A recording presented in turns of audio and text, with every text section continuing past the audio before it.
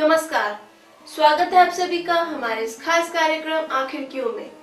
हमेशा की तरह मेरे साथ यहाँ स्टूडियो में मौजूद है विश्व के जाने माने ज्योतिष, लाल किताब एवं वास्तु के माहिर श्री संजय चोपड़ा जी। नमस्कार संजय जी, आपका हमारे स्टूडियो में स्वागत है। तो दर्शकों, अब संजय जी हमें ज्योतिष और वास्तु के बारे में जानकारी देंगे। नमस्कार दोस्तों, आज के प्रोग्राम में हम आपको बताना चाहेंगे, जैसे कि हर बार हम कोई ना कोई नई चीज ग्रहों के बारे में आपको बताते हैं, ऐसे ही इस ब्रह्मांड में एक ग्रह है जिसको केतु की उपाधि दी गई, जिससे कि गणेश जी कहा गया, जो कि शिव जी के पुत्र थे, जिनके सर पर हाथी का सर रख दिया गया था। दोस्तों, केतु एक गति का ग्रह है, केतु एक चलता हुआ ग्रह है। केतु भी राहु की तरह ही एक छाया ग्रह है। केतु से प्रभावित व्यक्ति ज्यादा सफर करते हैं, वो एक स्थान पर टिक कर नहीं बैठ सकते, उनकी हिलजुल बनी रहती है। केतु शनि का दोस्त है। शनि के साथ मिलकर एक इंसान को नेकी का फरिश्ता बना देता है। एक मशीन जो कि शनि है, केतु उसकी रफ्तार है। अगर केतु शुद्ध है तो उस इंसान की मशीनों की प्रोडक्शन बढ़ जाएगी। यह वास्तु का विषय है। अगर केतु शुद्ध है, वो इंसान एक अच्छा खिलाड़ी बन जाएगा। ये जन्मपत्री का विषय है। केतु एक ऐसा ग्रह है जिसको खुश करना एक इंसान के लिए अत्यंत आवश्यक है। एक इंसान की गतिशीलता केतु से प्रभावित होती है। अगर केतु नीच है, वो इंसान सुस्त हो जाता है, उदास रहना शुरू हो जाता है, ज्यादा कार्य नहीं कर पाता। अगर सेहत के मामले में ले तो उसकी रीढ़ की हड्डी के अंदर प्रॉब्लम्स आनी शुरू हो जाती है, उसके पैरों के टखनों में दर्दें शुरू हो जाती है। लेकिन केतु एक आम इंसान के लिए उसकी पूजा, उसकी अर्चना, उसका उपाय अत्यंत आसान है। एक इंसान जो गणेश जी को पीले लड्डू चढ़ाता है, उसका केतु शुद्ध हो जाता है। वो इंसान गतिशील हो जाता है। वो इंसान एक अच्छा खिलाड़ी बन सकता है। वो अगर बिजनेसमैन है, इंडस्ट्रियलिस्ट है, तो उसकी मशीनों की प्रोडक्शन बढ़ सकती है। अगर एक आदमी केतु से पीड़ित है, उदास रहता है, गतिशीलता नहीं है, ज्यादा कार्य नहीं कर सकता, या उसको कुछ केतु के प्रति बीमारियां हैं, ये सब चीजें उसकी जन्मपत्री देखकर ही बताई जा सकती है कि कौन से ग्रह के कारण ये केतु किस ग्रह से दुश्मनी कर रहा है, किस ग्रह से दोस्ती कर रहा है। ये एक विवेचना का विषय है।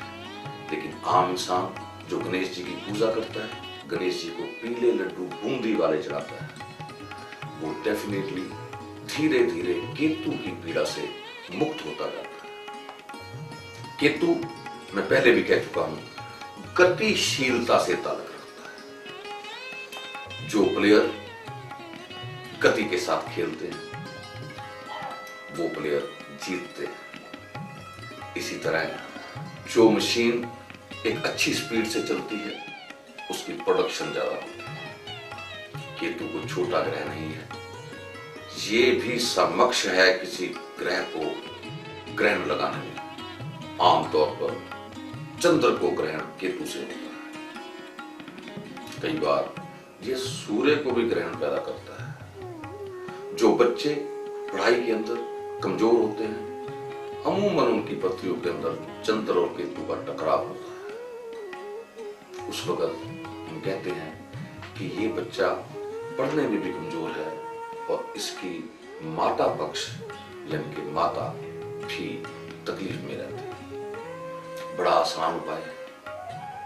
एक बच्चा पढ़ता नहीं है, केले धर्म स्थान पर केतु के ग्रहण को खत्म करें। लेकिन वो कितने केले देने हैं, कितनी बार देने हैं, ये चीज जन्मपत्री को देखकर बताई जा सकती है।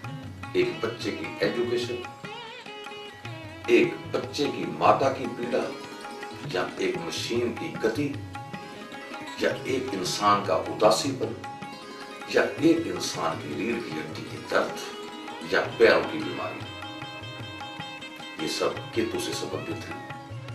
इसलिए केतु को शुद्ध रखना जरूरी है।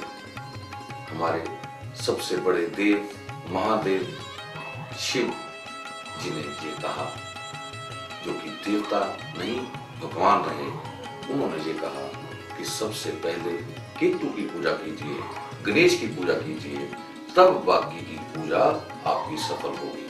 तो दोस्तों, केतु एक जन्मपत्री में प्रथम ग्रह है। केतु को देखना अत्यंत आवश्यक है। अगर हम केतु को देखकर किसी पत्ती की विवेचना करते हैं, तो जब हम जीवन सार बनाते हैं, तो हमारे सामने उस व्यक्ति की गतिशीलता जरूरी देखने होती है, जो कि केतु से देखते हैं। एक ऑफिसर, एक मुलाजिम जो कि सरकारी ऑफिस में काम करता है, उसकी जब ट्रांसफर को देखते हैं तो केतु से देखते हैं। आम इंसान के जीवन में केतु अत्यंत प्रभावशाली ग्रह है, जो कि उसकी गति के साथ ताल्लुक रखता है, उसके सफर के साथ ताल्लुक रखता है। बहुत से इंसान अपनी सारी उम्र घूमते ही रहते हैं, वो केतु से प्रभावित होते हैं। देखना यह है कि हम कोई ऐसा उपाय करें कि उनका सफर फ्रूटफुल हो जाए, लाभदायक हो जाए। हम केतु के साथ कोई ऐसा ग्रह फिट कर दें ताकि वो इंसान अपने जीवन को अच्छे तरीके से व्यतीत कर सके।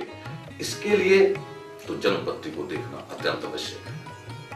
जब हम जन्मपत्री देखते हैं, एक इंसान का जीवन सार बनाते हैं, उसके वर्ष बनाते हैं, तो हम देखते हैं किस वर्ष के अंदर केतु वीक हो रहा है, किस वर्ष के अंदर इस इंसान की गतिशीलता कम होगी, किस वर्ष के अंदर इस इंसान को केतु के प्रति बीमारियां आएंगी। ये सब जन्मपत्री को देखने के बाद ही बताया जा सकेगा। लेकिन एक आम इंसान जो कि केतु का लाभ प्राप्त करना चाहता है, उसे ये कार्य अवश्य करना चाहिए कि गणेश पूजन, यानी कि किसी भी दिन के वक्त पीले लड्डू बूंदी वाले गणेश जी को चढ़ाने चाहिए।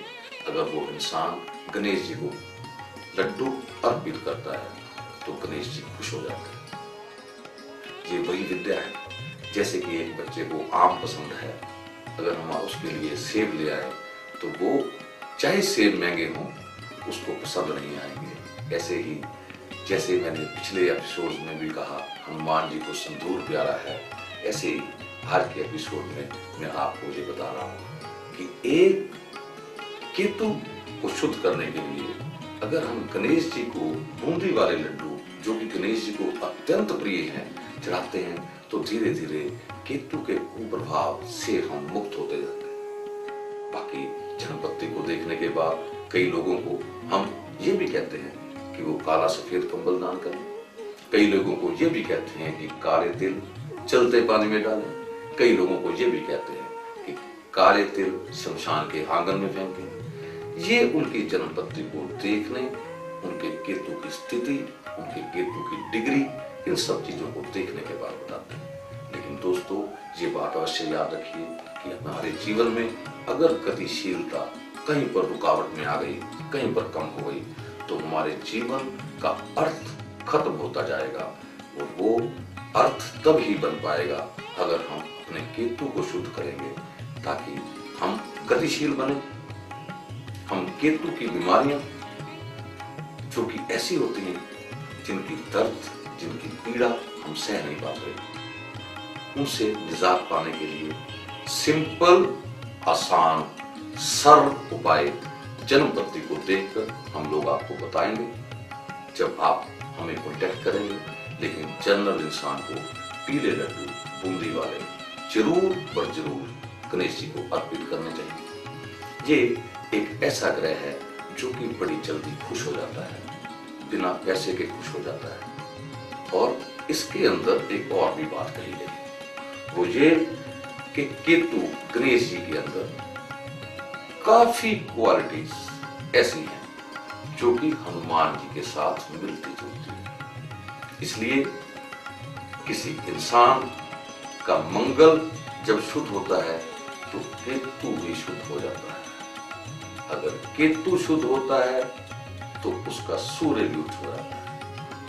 जब केतु शुद्ध है, सूर्य उच्च है, उस इंसान को गतिशीलता के साथ साथ इज्जत, मान, सेहत सब कुछ प्राप्त हो जाता है। इसलिए हम ये चाहेंगे कि आप जनरल उपाय जरूर करें। जब भी आप हमारे से अपना जीवन सार बनवाएं, उस वक्त हम आपको आपके केतु या दूसरे ग्रहों की पर्टिकुलर पोजीशन को देखकर आसान, सिंपल, सरल, बिना खर्च, बहुत ही सस्ते उपाय बताएंगे जो कि आपके जीवन को एक गतिशीलता प्रदान करेंगे और आप अपने जीवन से संतुष्ट होंगे, आगे बढ़ते जाएंगे। तो दर्शकों, हम आपको बताएंगे कि जीवन सार क्या चीज है। जीवन सार के लिए आपको भेजना पड़ेगा हमें अपना डेट ऑफ बर्थ, जिसे कि कहते हैं जन्म तारीख, उसके साथ आपका जन्म का समय जो